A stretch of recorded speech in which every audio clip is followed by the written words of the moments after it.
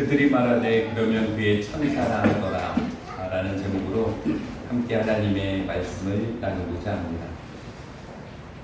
예수님께서 십자가에서 달려 돌아가신 후 그리고 승천하신 후에 복음이 퍼져나가기 시작하는 거예요. 근데 이 단계를 예수님이 뭐라고 말씀하셨냐면 예루살렘과 온 유대와 사마리아와 땅 끝까지 이르러 내 증인이 돼야 된다는 거죠. 굳이 지역적으로 바라본다면 유대, 사마리아, 예루살렘, 유대, 사마리아, 땅끝 그렇게 되는 거거든요. 그러니까 점점 가까운 데서부터 예루살렘으로부터 시작된 그 복음은 계속 퍼져나가게 되어진다는 거죠. 복음은 가장 가까운 곳으로부터 시작되어지고 퍼져나가는 것이 성경에서 이야기하고 있는 원리가 되어집니다. 내가 하나님의 은혜를 경험하고 내가 하나님의 은혜를 체험하면 그 은혜의 생명력은 먼 곳에서부터요, 가까운 곳에서부터요. 가장 가까운 데서부터 시작되게 되어집니다. 내가 속해 있는 가정, 내가 속해 있는 직장, 내가 있는 교회, 내가 있는 그 가까운 삶의 자리 속에서 하나님의 은혜를 경험한 사람들이 그 생명력을 드러나게 되어진다는 것을 성경은 우리에게 이야기해주고 있는 것이죠. 저는 저희 믿음의 식구들이 가장 가까운 사람에게 하나님의 복음의 생명력을 드러낼 수 있는 귀한 믿음의 사람들이 되시기를 주님의 이름으로 간절히 축원합니다. 이제 드디어 복음이 이방인들에게 전달되게 되어졌고 그렇게 세워진 첫 번째 이방인 교회가 안디옥 교회라고 하는 곳인데요. 이 안디옥 교회에서 사람들이 복음을 전하고 복음을 증거했을 때 그 안디옥 교회 가운데 이런 일들이 나타났다라는 것을 우리에게 소개해주고 있습니다. 우리 사도행전 11장 25절, 26절에 있는 말씀을 같이 읽어보도록 하겠습니다. 함께 읽겠습니다. 바나바가 사울을 찾으러 다소에 가서 만남에 안디옥에 데리고 와서 둘이 교회에 1년간 모여있어 큰 무리를 가르쳤고 제자들이 안디옥에서 비로소 그리스도인이라 일컬음을 받게 되었더라. 이렇게 이야기를 하고 있습니다. 그러니까 안디옥이라고 하는 곳에서 바나바와 사울이라고 나중에 바울이 되지만 이 두 사람이 하나님의 말씀을 부지런히 가르쳤고 그 지역에 있는 많은 사람들에게 그렇게 가르침을 받는 사람들을 뭐라고 불렀다라고 이야기를 하고 있습니까? 그리스도인이라고 이야기했다라는 것을 성경은 우리에게 소개하고 있습니다. 근데 세 번째 성경을 읽으면 뭐라고 이야기하고 있냐면 그리스도인이라고 불리었다라는 겁니다. 그러니까 내가 예수님을 믿어서 나는 그리스도인이야 라고 이야기한 것이 아니라 그렇게 예수님을 믿는 사람들의 모습을 본 사람들이 이야기했다라는 겁니다. 내가 한 이야기가 아니라 누가 이야기한 겁니까? 다른 사람들이 이야기했다라는 겁니다. 뭐라고요? 그리스도인이라고 이야기했다는 거죠. 근데 이 그리스도인이라고 하는 것에 대한 사전적 의미는 그리스도를 추종한다라고 하는 의미도 있지만 조금 다른 여러 가지 의미들을 우리가 생각해 보면 그리스도를 닮은 자도 그리스도인이 되어지는 겁니다. 그리고 작은 그리스도라고 하는 의미를 갖고 있는 단어도 그리스도인이 되어지는 겁니다. 그러니까 이 시대 사람들이 부활하신 예수님을 직접 보지 못한 거죠. 왜냐하면 예수님이 이미 승천하셨기 때문에 그렇습니다. 하늘로 올라가셨기 때문에 예수님은 볼 수 없지만 예수님을 믿는 사람들의 삶의 모습들을 보면서 그 사람들이 누구를 보았다는 겁니까? 그리스도를 보았다는 겁니다. 그리스도가 직접 보이지 않아도 상관이 없는 거죠. 왜냐하면 그리스도를 믿는 사람들을 통해서 그리스도를 볼 수 있었기 때문에 그렇습니다. 그래서 이 그리스도인이라고 하는 의미는 작은 그리스도라고 하는 의미가 담겨져 있는 것인데 결국 이 말씀을 우리에게 적용해도 역시 마찬가지 아닙니까? 내가 지금 예수님을 믿고 내가 지금 예수님을 따르고 내 삶의 자리 속에서 예수님을 믿는 사람으로 살아가는 것은 나를 통해서 누구를 결국 드러내는 겁니까? 예수 그리스도를 드러내는 삶의 모습이 되어져야 된다라고 우리에게 이야기해주고 있는 거죠. 그래서 하나님을 믿지 않는 예수님을 믿지 않는 사람들이 우리의 모습을 보면서 뭐라고 이야기해야 되는 겁니까? 그리스도인이라고 이야기를 해야 되는 거죠. 기독교인이라고 이야기할 수 있어요. 이것을 사람들이 비하하는 걸 뭐라고 이야기합니까? 개독교인, 그렇게도 이야기하고 있지 않습니다. 그거를 비아냥거릴 때는 그렇게 이야기를 하지만 그 사람들의 모습 속에서 그리스도가 보이면 뭐라고 우리를 이야기하겠습니까? 그리스도인이라고 이야기를 할 수 있어야 되는 거죠. 결국 예수님을 믿는 사람들의 삶의 모습을 통해서 드러내는 방법을 전도라고 하는 방법으로 이야기해 주셨고, 저는 저희 사랑하는 믿음의 식구들의 삶의 모습 속에 예수님이 아름답게 더 드러날 수 있으시기를 주님의 이름으로 간절히 축원합니다. 내 말 속에, 내 행동 속에, 내 표정 속에 비언어적인 이런 요소들을 우리가 예수님을 드러낼 수 있는 사람들이어야 된다라고 이야기합니다. 대화의 기술 중에 이런 이야기들을 합니다. 보통 사람들이 말로 해서 그 사람들을 설득하는 것은, 말을 통해서 설득하는 것은 7%밖에 되지 않는데요. 그럼 93%는 뭐에 대한 이야기입니까? 다 비언어적인 요소들로 전한다는 거죠. 표정, 말투, 태도, 그런 것들이 그 사람의 진정성을 정하는 도구가 된다는 거죠. 그러니까 내가 그리스도인으로서 예수님 믿으세요 말하는 것은 7%밖에 되지 않는 거죠. 그 사람들에게 설득력 있는 것을. 나머지 뭡니까? 내 표정, 내 말투, 내 태도, 내 인격들이 그 사람들에게 비치는 모습이 되어지는 거예요. 우리 사랑하는 믿음의 식구들이 어떤 표정을 지으면서 살아가야 될지, 어떤 말투와 어떤 삶의 태도로 살아가야 될지는 굉장히 중요한 일이 되어지는 거죠. 우리 옆에 계신 분들 쳐다보면서 우리 이렇게 인사하고 말씀을 이어가겠습니다.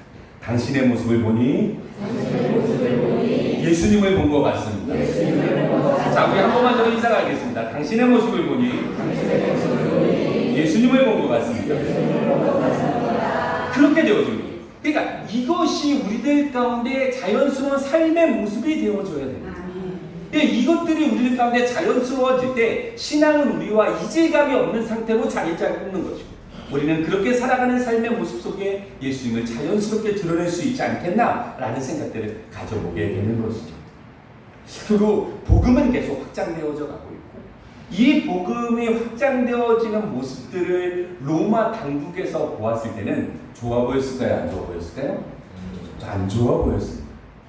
로마의 통치와 로마의 다스림이 이끄는 나라가 되어줘야 되는데, 이 그리스도인들이라고 하는 사람들이 나타나서 하나님의 법을 자꾸 이야기를 하니 이 모습이 달가워 보일 리가 없었고, 분봉한 헤롯은 이 이후에 이런 일들로 사람들을 박해했다는 것이 성경의 증언이 돼요.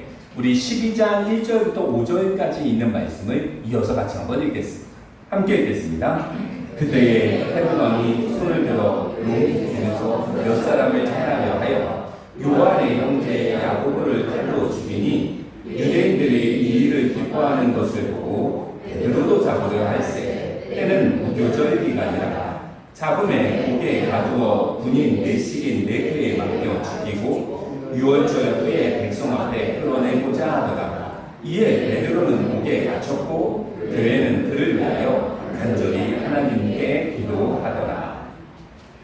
헤롯이 어떤 일들을 했냐면, 요한의 형제 야고보, 예수님의 12제자인 한 사람을 잡아다가 어떻게 돼요? 칼로 죽였대요. 근데 이 죽이는 모습들을 사람들이 보고 좋아하니까 이번에 누구를 잡았다는 거예요? 베드로를 잡았다는 거죠. 그러면 상상해 볼 수 있는 거죠. 아, 요한의 형제 야고보가 죽었으니까 베드로의 앞날의 운명은 앞으로 어떻게 되겠습니까? 당연히 죽여야죠. 왜냐하면 사람들이 죽이는 것을 좋아해서 잡은 것 아닙니까? 그럼 이제 베드로를 죽여야 되는 상황이 되어졌고, 이 베드로가 잡힌 소식을 듣고 교회는 뭐하기 시작했다고요? 기도하기 시작했다는 겁니다. 자, 질문입니다. 어떻게 기도했을까요? 그죠? 간절히 기도했겠죠? 간절히 기도했는데 그 내용이죠. 살려달라고 기도했을까요? 아니면 편안히 죽게 해달라고 기도했을까요? 당연히. 어떻게 기도했겠습니까? 여러분들이 만약에 베드로가 잡혔다는 상황을 생각했을 때 이 사람을 위해서 어떻게 기도했겠습니까? 잘 죽게 해주세요라고 기도했겠습니까? 아니면 하나님 이 베드로를 살려주십시오라고 기도했겠습니까? 당연히 살려달라고 기도하지 않았겠습니까? 베드로도 역시 마찬가지였겠죠. 얼마 전에 누가 죽은 겁니까? 야고보가 죽었으니까 이제는 내 차례라고 하는 것을 자연스럽게 받아들였을 거라는 거죠. 문제는 그렇게 이제는 잡아내려고 하는, 감옥에서 끌어내서 뭔가 상황을 만들려고 하는 그 전날에 있었던 상황을 우리에게 이렇게 성경은 설명해 주고 있는데요. 우리 6절부터 10절까지 있는 말씀을 우리 이어서 같이 한번 읽겠습니다. 참 재미난 상황들을 하나님이 만드셨는데요. 우리 6절부터 10절까지 있는 말씀을 함께 읽겠습니다. 헤롯이 잡아내려고 하는 그 전날 밤에 베드로가 두 군인 틈에서 두 쇠사슬에 매여 누워 자는데 파수꾼들이 문 밖에서 옥을 지키더니 호련히 주의 사자가 나타나매 옥중에 광채가 빛나며 또 베드로의 옆구리를 쳐 깨워 이르되 급히 일어나라 하니 쇠사슬이 그의 손에서 벗어지더라.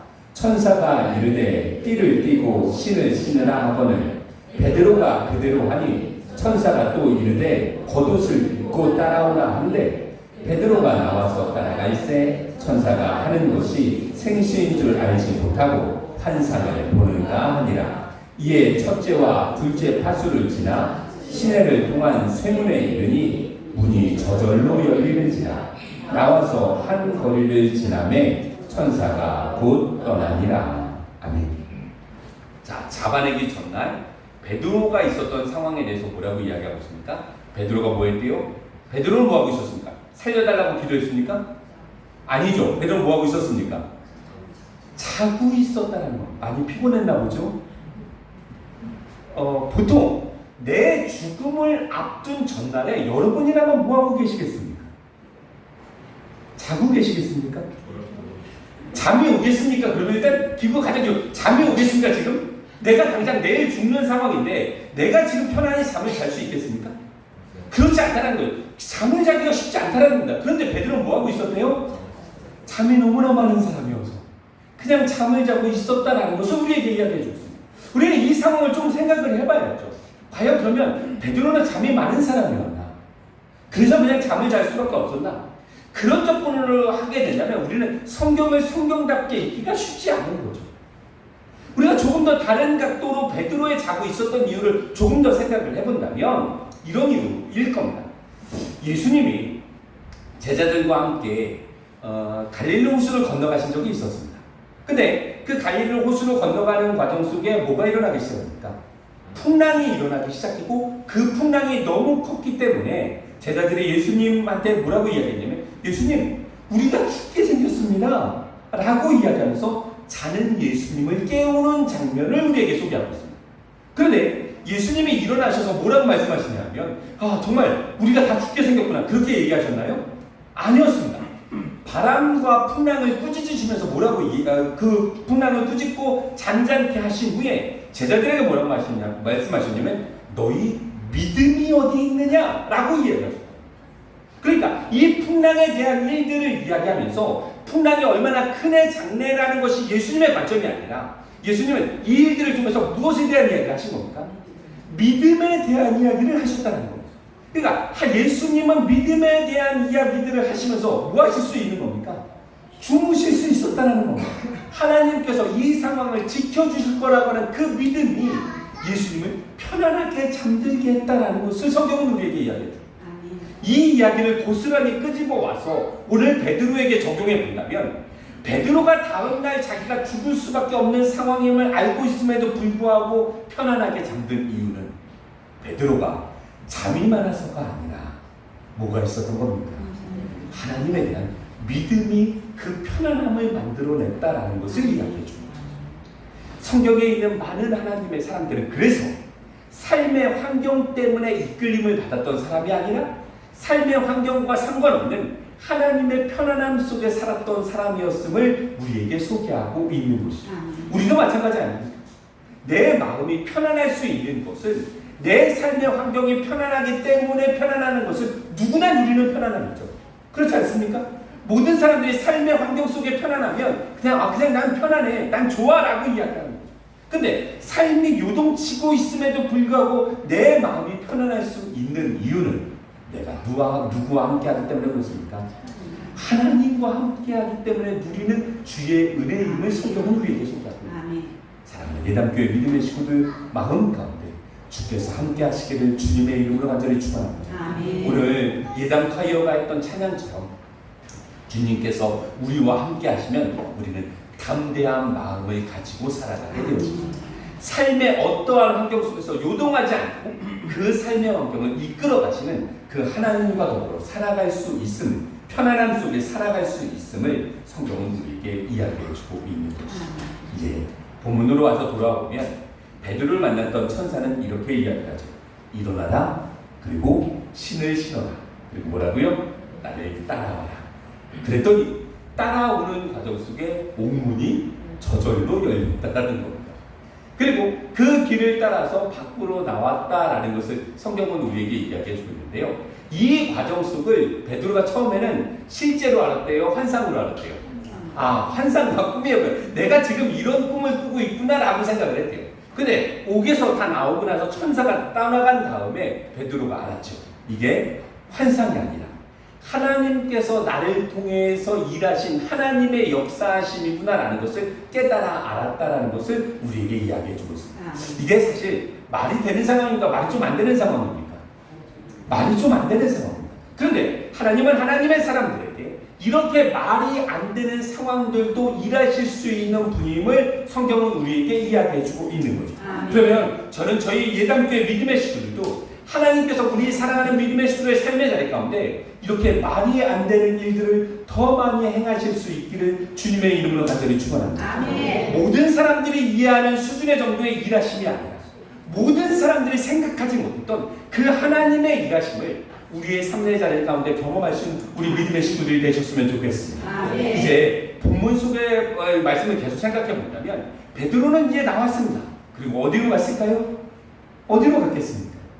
자신들을 위해서 기도하고 있는 사람들에게로 찾아가지 않겠습니까? 왜요? 지금 이 사람들은 누구를 위해서 기도하고 있는 겁니까? 자기를 위해서 기도하고 있으니까 자기가 찾아가서 보여주면 가장 확실한 증거 아니겠습니까? 그래서 그 사람들이 기도하는 그 마리아의 집으로 찾아가서 그 사람들을 만나려고 베드로가 발걸음을 옮기게 되었습니다. 재미난 사실은 오늘 읽은 본문 말씀 속에서 그 이후에 있는 말씀들을 우리에게 소개해주고 있는데요. 우리 11절부터 15절까지 있는 말씀을 같이 이어서 읽어보도록 하겠습니다. 11절부터 15절까지 있는 말씀을 함께 읽겠습니다. 이에 베드로가 정신이 들어 이르되 내가 이제야 참으로 주께서 그의 천사를 보내어 나를 헤롯의 손과 유대 백성의 모든 기대에서 벗어나게 하신 줄 알겠노라 하여 깨닫고 마가라 하는 요한의 어머니 마리아의 집에 가니 여러 사람이 거기에 모여 기도하고 있더라. 로데라 하는 여자아이가 영접하러 나왔다가 기뻐하여 눈을 미쳐 열지 못하고 달려 들어가 말하되 베드로가 대문 밖에 섰더라 하니 그들이 말하되 내가 미쳤다 하나 여자아이는 힘써 말하되 참말이라 하니 그들이 말하되 그러면 그의 천사라 하더라. 베드로가 기도하는 사람들이 모여있는 곳에 가서 문을 두드리기 시작합니다. 근데 그 문을 두드릴 때 로데라고 하는 여자아이가 문 드리는 소리를 듣고 문 앞에 나가는데 누구의 목소리가 들리는 겁니까? 베드로의 목소리가 들리는 겁니다. 그러니까 베드로의 목소리가 들려서 문을 바로 열어주면 상관이 없는데 너무 기뻤던 거죠. 그래서 베드로가 왔다는 소식을 기도하는 사람들에게 알려주겠다라는 것이 오늘 성경의 증거예요. 문제는 그 반응이라는 거죠. 그 소리를 듣던 사람들의 반응. 이 사람들은 지금 누구를 위해서 기도하는 겁니까? 베드로를 위해서 기도하는 거죠. 아까 이야기했던 것처럼 살려달라고요? 죽여달라고요? 살려달라고 기도하는 겁니다. 그런데 이 사람들이 하는 기도의 제목과 지금 딱 맞는 상황이 지금 벌어진 거죠. 그럼 이해가 되시죠? 그러면 이 사람들은 뭐라고 이야기됩니까? 베드로의 목소리가 지금 밖에서 들렸습니다 라고 하는 이 여자의 소리를 들었을 때 뭐라고 이야기를 해야 되는 겁니까? 아멘. 그렇죠. 아멘. 하나님께서 우리를 위해서 이런 얘기를 하셨구나 라고 다 따라 나가서 문을 열어주는 상황이 되게 상식적인 상황인 거죠. 그런데 이렇게 이야기하는 이 여자아이를 보면 사람들이 뭐라고 이야기해요? 네가 드디어 미쳤구나 라고 이야기해요. 네가 드디어 미쳤다라고 이야기했다라고. 그러니까 믿는 거예요? 안 믿는 거예요? 안 믿는 거예요. 뭐를 하는데요? 기도를 하는데. 그러니까 내가 이루어질 것을 믿으면서 기도를 하는데 정작 그 일들이 일어났을 때는 뭐 하는 거예요? 믿지 않는 거예요. 이런 사람들의 모습을 성경은 우리에게 소개하고 있는 거예요. 근데 성경은 거울이라고 했으니까 이 모습이 혹시 우리 믿음의 식구들의 모습은 아닌지 우리는 돌아봐야 되는 거죠. 내 기도를 하는 거죠. 하나님 나에게 이런 일들을, 하나님 나를 통해서 이런 일들을, 하나님 우리를 통해서 이런 상황들을 만들어 주십시오. 기도를 하는 거예요. 근데 그 일들을 이루어가는 하나님의 역사하심을 보면서 정작 믿지는 않는 거죠. 내 기도와 내 믿음이 자꾸 분리되어져 가는 모습들을 성경은 우리에게 경고하고 있는 것 아니겠습니까? 그리고 이 로데라고 하는 얘가 계속 얘기하는 거죠. 맞아요. 베드로의 목소리가 진짜 베드로예요. 그랬더니 끝내는 뭐래요? 그러면 그냥 그의 천사일 거야 라고 이야기하면서 끝까지 믿지 않는 이 사람들의 모습을 성경은 우리에게 이야기해주고, 아까 드렸던 말씀대로 이 사람들이 지금 무엇을 위해서, 누구를 위해서 기도하고 있는 겁니까? 베드로를 위해서 기도하고 있는 거죠. 근데 이 사람들이 생각하는 그 기도 안에는 그 사람들이 갖고 있는 경험 안에서 만들 수 있는 어떤 수준이 있었던 거죠. 예를 들면 그 다음날 심판날인데, 그 다음날 베드로가 재판을 받다가 이 헤롯 왕이 용서해줘서 풀어주든지, 아니면 뭐 우리나라 식으로 따지면 집행유예라고 하는 좋은 제도가 있지 않습니까? 네가 제법만 하지 않으면 이 상황들에 대해서 눈 넘어가 줄게, 그냥 넘어가 줄게 라고 이야기하는 그 정도 수준을 기대했을지도 모르겠습니다. 하지만 분명한 사실은 내가 가지고 있는, 내 경험 안에서 가지고 있는 하나님의 일하심의 기대와 하나님께서 역사하시는 그 모습들은 분명히 차이가 있었다는 겁니다. 내 수준으로 이루어지는 하나님의 일하심을 기대하면서 하나님께서 정말로 역사하시는 부분에 대해서는 믿지 않는 모습들, 이 사람들의 모습들을 성경은 우리에게 소개하고 있는 것이죠. 하나님의 방법은 재판을 통해서 헤롯의 마음이 부드러워져서 베드로를 용서하는 방법이 아니라 천사를 통해서 옥문을 열고 자물쇠를 불러서 하나님의 살아계심을 온전히 드러내는 방법으로 하나님은 일하시고 싶으셨다는 것을 성경은 우리에게 알려주고 있는 것이죠. 그러니까 내가 가지고 있는 생각으로 무엇을 막으면 안 되는 겁니까? 하나님의 일하심을 막으면 안 되는 겁니다. 내가 갖고 있는 경험치로 하나님의 일하심을 그 정도 수준으로 정하면 안 되는 겁니다. 하나님은 우리가 가지고 있는 경험보다, 우리가 가지고 있는 생각보다 훨씬 더 뛰어나고 놀랍게 일하실 수 있는 분임을 성경은 우리에게 소개하고 있기 때문에 그렇습니다. 우리는 그런 하나님을 만나야 되는 거예요. 내 생각 정도의 수준에서의 하나님이 아니라 내 생각을 뛰어넘어 그 하나님의 일하심을 경험할 수 있는 믿음의 식구들이 되시길 주님의 이름으로 간절히 축원합니다. 끝으로 예를 하나 든다면 모세라고 하는 사람이 있었어요. 이 사람은 히브리 사람이었고, 이 사람이 40세 때 애굽의 왕자로서 지혜와 힘이 있었을 때 이스라엘 백성들을 출애굽시키고 싶었습니다. 왜냐하면 애굽의 말과 행동이 능했던 사람이었기 때문에 그렇습니다. 힘도 있고 권력도 있었던 그런 시대에 이스라엘 백성들을 출애굽시키고 싶었다는 거죠. 재미난 사실은 그렇게 출애굽을 시켰을 때 하나님은 어떠한 일하심과 어떠한 말씀도 주지 않으셨다는 겁니다. 이 이후 도망자의 신세가 된 모세는 80세 된 할아버지가 됩니다. 자기의 소유라고 할 수 있는 것은 지팡이 하나밖에 없는 거죠. 심지어 집도 자가입니까? 처가살입니까?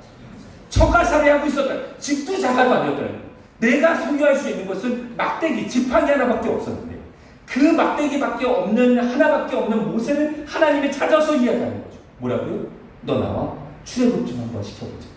이스라엘 백성들 출애굽 한번 시켜보자 라고 이야기하고, 산술적인 그냥 표면적인 상황으로 바라본다면 40세 된 모세가 더 출애굽에 대한 가능성이 크겠습니까? 80세 된 모세가 가능성이 크겠습니까? 당연히 힘있고 능력 있는 그 40세 된 모세가 훨씬 더 가능성이 있는 거죠. 근데 그때 하나님은 일하시지 않는 겁니다. 대신 80세 된 할아버지 모세, 가진 거라고는 지팡이 하나밖에 없는 그 80세 된 모세를 하나님은 찾아오셔서 너 나와 이스라엘 백성들 출애굽하려고 하는데 이 일 같이 하자라고 이야기하고 있는 거예요. 결국 하나님은 80세 된 모세를 통해서 이스라엘 백성들을 출애굽시키는 과정들을 우리에게 소개하고 있는 것이죠. 결국 이 일들을 통해서 우리가 알 수 있는 사실은, 사람들이 가지고 있는 경험과 능력은 하나님의 일하심에 있어서 그렇게 큰 요소가 아니구나 라는 것을 우리는 생각해 보게 됩니다. 하나님께서 하시고자 하신다면 몇 살 먹은 모세도요, 80살 먹은 모세도 언제든지 쓰임받을 수 있는 겁니다. 우리 사랑하는 이담교회 믿음의 식구들, 아직 80이 다 안 되셨죠? 그러면 우리도 하나님 앞에 뭐 할 수 있는 겁니까? 쓰임 받을 수 있는 겁니다. 이 믿음을 가지고 우리는 이 땅의 삶을 살아가는 겁니다. 이렇게 살아갈 수 있어야 되는 겁니다. 결국 오늘 우리가 본문으로 와서 끝으로 생각해 본다면 모세는 계속 두드리고 있는 거죠. 분명 열어줄 시간이 지났는데 아무도 열어주지 않는데 계속 두드리고 있는 겁니다. 오늘 우리가 읽어야 될 마지막 말씀 16절 17절에 있는 말씀을 오늘 끝으로 같이 한번 읽어보도록 하겠습니다. 함께 읽겠습니다. 베드로가 문 두드리기를 그치지 아니하니 그들이 문을 열어 베드로를 보고 놀라는지라. 베드로가 그들에게 손짓하여 조용하게 하고 주께서 자기를 이끌어 옥에서 나오게 하시던 일을 말하고 또 야고보와 형제들에게 이 말을 전하라 하고 떠나 다른 곳으로 가니라. 아멘. 문을 연 사람들이 베드로를 보고 뭐 어땠다고요? 놀라 자빠졌다라는 겁니다. 너무 놀랐다는 거죠. 그리고 그 베드로는 사람들에게 하나님께서 자기를 통해서 어떻게 일하셨는지를 다시 한번 설명하고, 그리고 그것을 떠났다라는 것을 성경은 우리에게 이야기해 주고 있습니다. 그 남아있는 사람들은 어떤 생각을 했을까요? 그러면 어떤 생각을 했을까요? 그런 생각하지 않았습니까? 그런 생각을 하지 않았겠습니까? 내가 갖고 있는 생각과 내가 갖고 있는 경험으로 하나님의 일하심을 막으면 안 되겠구나. 내가 갖고 있는 그 경험치 안에서 하나님의 일하심을 제한시키면 안 되겠구나. 하나님은 천사를 통해서 옥문도 여실 수 있는 분이고 베드로도 끄집어내실 수 있는 분이구나. 그런 믿음을 갖지 않았겠습니까? 그렇게 회개하지 않았겠습니까? 우리는 이런 믿음으로 하나님의 능력을 기대할 수 있어야 되는 것입니다. 그렇습니다. 우리 교회가 하나님의 은혜 가운데 성장할까요? 성장하지 못할까요? 저는 성장할 것 같습니다. 그런데 우리 예담교회가 성장의 감에 있어서 하나님께서 어떻게 일하실지를 우리의 경험으로 가두지 않으시기를 주님의 이름으로 간절히 축원합니다. 모르죠. 하나님께서 어떤 방법으로 이 교회 가운데 일하실지, 하나님의 주권을 인정하는 예담교회가 하나님의 은혜 가운데 어떻게 성장할지, 어떻게 발전할지 모르는 겁니다. 우리는 하나님의 일하심을 기대하고 소망하는 가운데 하나님의 일하심에 동참할 수 있는 거룩한 주의 백성들이 되어줘야 되는 것입니다. 그리고 그렇게 일하시는 하나님을 보면서 우리는 하나님을 찬양하면 되는 것이고 하나님을 높이면 되는 것이고 내 삶의 자리 속에서 일하시는 그 하나님을 드러낼 수 있으면 되는 것 아니겠습니까? 이번 한 주간 살아가는 우리 사랑하는 예담교회 믿음의 식구의 삶의 자리 가운데 우리가 상상하지 못한 그 방법과 일하심의 하나님을 경험할 수 있는 주의 백성들이 되시기를 주님의 이름으로 간절히 축원합니다. 내 생각과 내 판단으로 하나님의 일하심을 막으면 안 되는 거죠. 만나와 매출하기로 하나님은 60만 명이나 되는 사람을 먹이실 수 있는 분이에요. 보리떡 5개와 물고기 2마리로 5,000명을 먹이실 수 있는 분이 바로 예수님이셨습니다. 이렇게 말하면 예수님의 일하심, 하나님의 일하심을 내 생각과 판단으로 막지만 않는다면 하나님은 언제든지 일하실 수 있는 분이라는 거예요. 예수 그리스도는 어제나 오늘이나 영원토록 동일하시기 때문에 그렇습니다. 그러니까 2000년 전에 일하셨던 예수님은 그렇게 일하시고 끝나시는 분이 아니라 언제도 일하시는 겁니다. 지금도 일하시는 거예요. 지금도 일하시는, 영원토록 일하시는 겁니다. 이제는 이 일하심이 누구를 통해서 나타나야 되겠습니까? 우리 사랑하는 예담교회 믿음의 식구를 통해서 나타나야 됩니다. 이것을 믿음으로 갖고 믿음으로 기도하는 사람들이 지금 예수님께서 찾으시는 사람 아니겠습니까?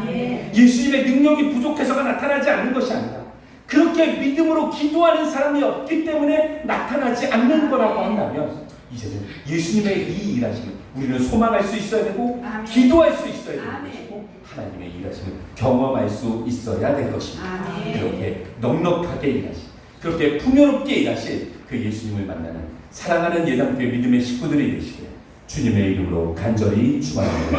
아멘.